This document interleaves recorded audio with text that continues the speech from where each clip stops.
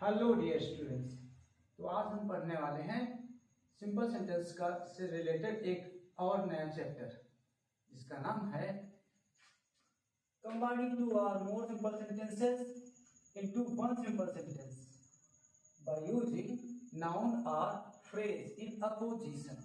Okay, तो dear आज आपको अच्छे से ये समझना है कि आखिर पहले हमें समझना चाहिए नाउन क्या है, फ्रेज क्या है, या पोजीशन क्या है, राइट, और इनका हम किस प्रकार से प्रयोग करते हैं।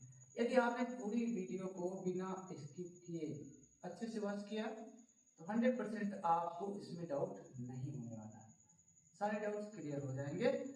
तो बच्चों आप अच्छे से समझ लें इस चीज को।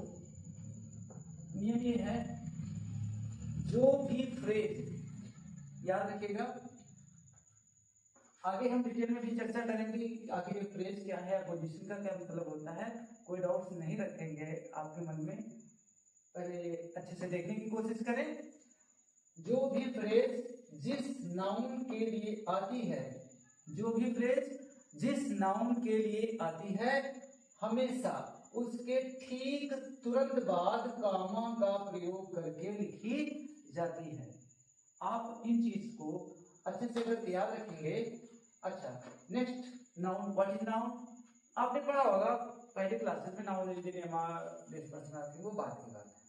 आप इतना याद रखें, all naming words are noun, जिसका इस ब्रह्मांड में वो सभी चीजें जिसका कुछ नाम है, वो फर्स्ट हमें याद रखना है क्या है, नाउन है, नाउन। ओके, तो फ्रेज की बात करें, ये फ्रेज क्या होती है? A group of words without verb, without subject, and it has no clear meaning. It is called phrase. A group of words which has no subject verb. ना तो इसका सब्जेक्ट होता है अलग से, ना ही इसकी उसमें कोई वर्ब होती है, और ये अपना सेंस देने के लिए किसी दूसरे नाउन पे डिपेंड होती है। इसका मतलब ये जो फ्रेज होती है, ये कुछ शब्दों का एक ऐसा समूह होती है जिसमें कोई वर्ब नहीं होती है और ये अपना क्लियर मीनिंग नहीं देती है। एग्जांपल के लिए आप देख लें फ्रेज क्या है। जैसे कि मैंने कहा अ गुड मैन, यह एक फ्रेज है। कितना वर्ड इसमें आपको नजर आ रहे हैं? कितने वर्ड? 1 2 3 वर्ड्स की ये हमारी फ्रेज है, राइट। इसमें कोई वर्ब नहीं, बट अगर कोई डायरेक्ट आए और आपसे कहे ए गुड मैन, एक अच्छा व्यक्ति, एक अच्छा आदमी, तो आप तुरंत ही एक क्वेश्चन करेंगे, सर कौन अच्छा आदमी? ऐसा क्वेश्चन इसलिए करेंगे क्योंकि ये अपना सेंस नहीं दे रहा है, ये भी डाउटफुल वाली बात करता है। एक अच्छा आदमी कौन आदमी पता नहीं है हमको, हमें जानकारी पूरी चाहिए, अधूरी जानकारी में हम क्वेश्चन तो करेंगे। तो ये फ्रेज है। नेक्स्ट देख लीजिए, अ यंग गर्ल,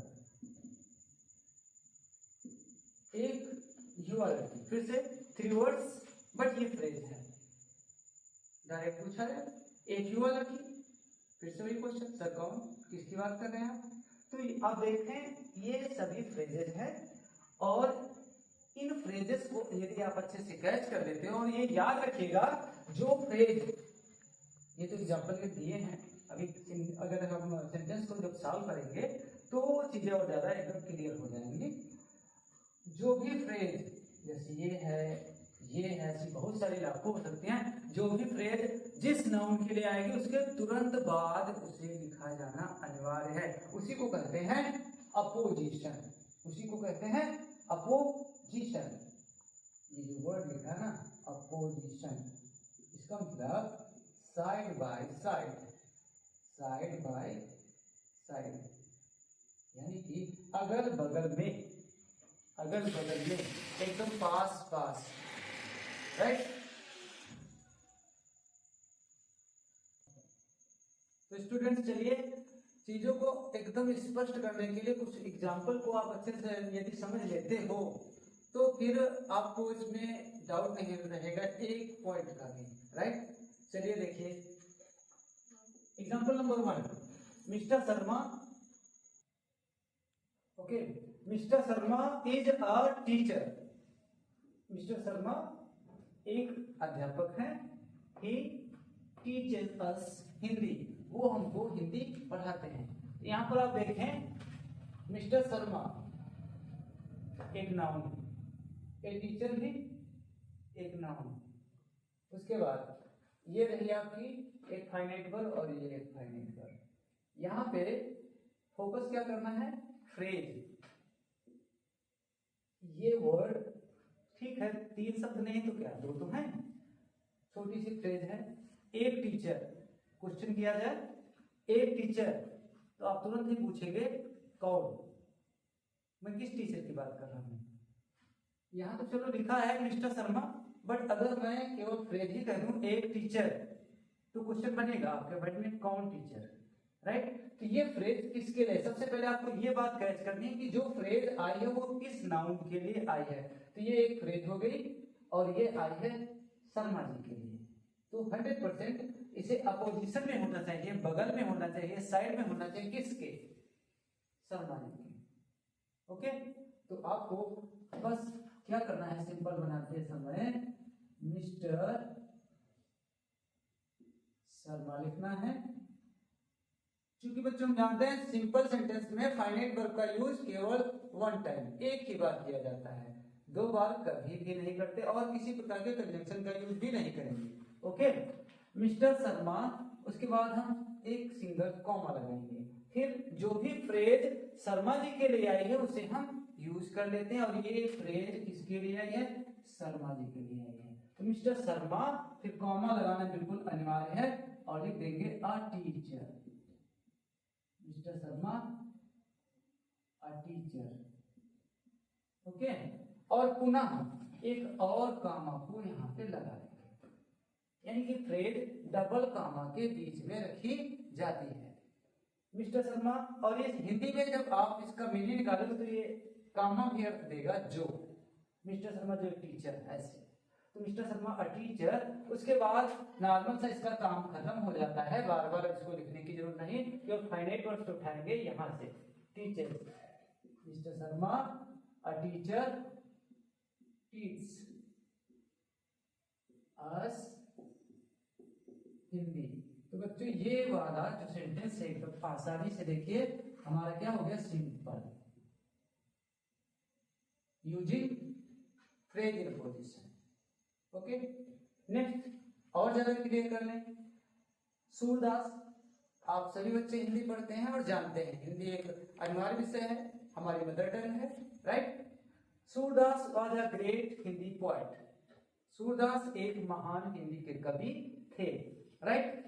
और अगर मैं यहां पर सूरदास ना कहूं और ये फ्रेज जो आई है 3 वर्ड की, देख लें 3 वर्ड की फ्रेज आई है ना, कौन सी, a great Hindi poet, a great Hindi poet, यहाँ अ ग्रेट हिंदी पोएट पूरी ले लो यहाँ तक। इतना अगर आपसे कहा जाए कि भाई हम आए और जैसे आपकी क्लास में मान लीजिए जैसे आपके टीचर, हम भी पढ़ा ही रहे हैं बच्चों, तो हम भी आपके टीचर जी जैसे मान लो आपके स्कूल में नहीं पढ़ाते तो क्या, ओके। तो अगर आपके क्लासरूम में प्रवेश करो और कहते भाई एक महान हिंदी के कवि, तो आप पूछेंगे सर कौन, क्वेश्चन करें, क्योंकि ये पूरा सेंस अभी कहाँ दे रहा है। तो अगर बात करें ऐसे हिंदी की, ऐसा तो है नहीं कि हम डायरेक्ट समझ जाएंगे सूरदास हैं, क्यों, क्योंकि हिंदी के क्या यही महान कवि थे, और भी थे, तुलसीदास भी क्या मूर्ख कवि थे, नहीं, वो भी महान कवि कह रहे थे, कबीरदास भी महान कवि कह रहे, तो ऐसे कंफर्म नहीं। तो ये जो फ्रेज है बच्चों ये किसके लिए आई है, मिस्टर सूरदास, ओके। और इसी को हम सूरदास के ठीक बगल में रखेंगे, तो इसका जब सिंपल आप बनाएंगे तो फिर वो कुछ इस प्रकार होगा, सूरदास, राइट।